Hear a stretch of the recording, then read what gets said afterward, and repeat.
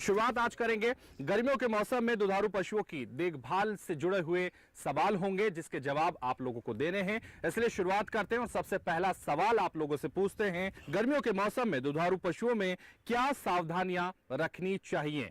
तो देखिए सबसे पहला सवाल, गर्मियों के मौसम में दुधारू पशुओं में क्या सावधानियां रखनी चाहिए। जल्दी से हाथ उठा लीजिए जिसको भी इसका जवाब पता है। तो देखिए हाथ उठने शुरू हो चुके हैं और हम लोगों के पास पहुंचेंगे और उनसे जानेंगे। तो शुरुआत आगे से ही करते हैं, खड़े हो जाइए। क्या नाम है आपका? मेरा नाम दीपेश रघुवंशी है, मैं मध्य प्रदेश से हूँ। इंदार गांव है, शिवपुरी जिला है मेरा।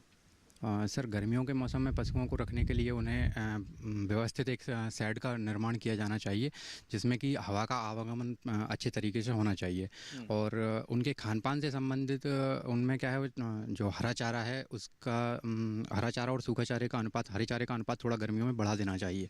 ठीक है, तो दीपांशु बता रहे हैं हरा चारा और उनका रखरखाव जो है बेहतर होना चाहिए। और भी लोगों ने हाथ उठाए थे, तो जल्दी से खड़े हो जाइए जिन्होंने हाथ उठाया था। अपना नाम बताइए। मेरा नाम प्रदीप कुमार है, मैं रोहिणी दिल्ली से हूँ जी। तो मेरे को लगता है कि जो शेड बनता है उसमें कॉटन की कर्टेन लगाकर जो है और उस पर पानी स्प्रिंकल करना चाहिए जिससे उनको ठंडक महसूस हो, बेटर रहेगा उनके लिए, टेम्परेचर कंट्रोल रहेगा। तो यही लगता है मेरे को। तो टेम्परेचर कंट्रोल करना चाहिए। जिस तरह से अपने जीवन में टेम्परेचर का महत्व होता है उसी तरह से पशुओं के जीवन में भी इसको वो महत्वपूर्ण बता रहे हैं किसान भाई। और भी किसान भाई हैं जिन्होंने हाथ उठाए थे, जल्दी से खड़े हो जाइए और बताइए। सर, मेरा नाम समुंदर सिंह है, मैं हरियाणा रेवाड़ी से बिलोंग करता हूँ।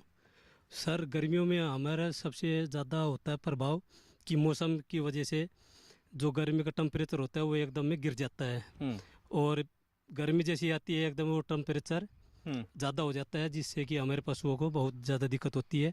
तो हमें सबसे पहले तो टेम्परेचर को नॉर्मल करने के लिए उसकी टीन शेड के ऊपर जैसे भूसा वगैरह डालना चाहिए और जो हरा चारा है उसको मिनिमम बोरने से 40 दिन के बाद ही अपने पशु को खिलाए ताकि वो उसे अफारा वगैरह के रोग आते हैं उससे बच सके। ठीक है, मेनली टेम्परेचर को कंट्रोल करना है, ये दीपेंद्र जी कह रहे हैं। ये भी किसान हैं और भी किसान भाई हैं जिन्होंने हाथ उठाया था, जल्दी से खड़े हो सकते हैं। तो देखिए युवा किसान भी हाथ उठा रहे हैं, तो उनसे भी जानते हैं, उनसे भी समझते हैं। मेरा नाम मृत्युंजय है, मैं शिकारपुर गांव से हूँ, न्यू दिल्ली से। जैसा कि हम सभी देखते हैं अब फीड चेंज हुई है, ड्राई मैटर आया है जिसको हम तूड़ी कहते हैं। तो इस दौरान क्या है, जो हमारे पशु हैं उनकी रेगुलर डिवॉर्मिंग करनी चाहिए और उनकी प्रॉपर वेंटिलेशन होनी चाहिए जिनसे उनको गर्मी कम लगे, और रॉक सोल्ट का यूज़ करना चाहिए जिनसे उनको अफारा वगैरह की कोई भी प्रॉब्लम ना आए।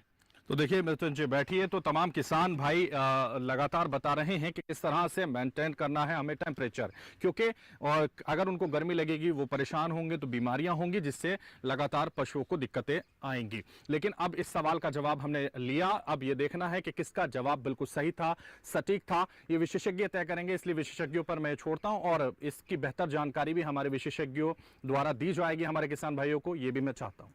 जैसे कि सभी किसान भाई काफ़ी जागरूक लगे, इन्होंने काफ़ी अच्छे जवाब थे सभी के। तो इसके अंदर जैसे हम देखते हैं सबसे पहले कि हमारा शेड है, तो शेड सबसे पहली चीज़ है कि एक छायादार जो आपका शेड है उसके आसपास छायादार वृक्ष लगाएं, या जैसे इन्होंने बताया कि जो टाटी है उसका आप लगा के पर्दा एज ए पर्दा लगा के उसके ऊपर पानी का स्प्रिंकलर कर सकते हैं।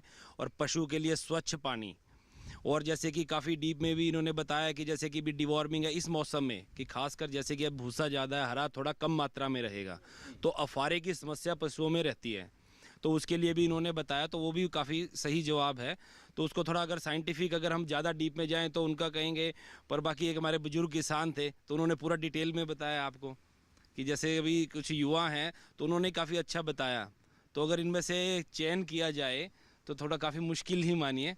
तो मैं थोड़ा सा जो हमारे वरिष्ठ किसान हैं उनका कहूँगा कि उनका भी जवाब थोड़ा सही है। दीपेंद्र जी आ जाइए, आपका जवाब बिल्कुल सही माना गया, इसलिए आपको दिया जाता है किसान कप। और किसान कप आपको देंगे यहाँ क्योंकि आपने कोशिश की और कोशिश कामयाब हुई है, इसलिए जोरदार तालियां दीपेंद्र जी के लिए बजाइए।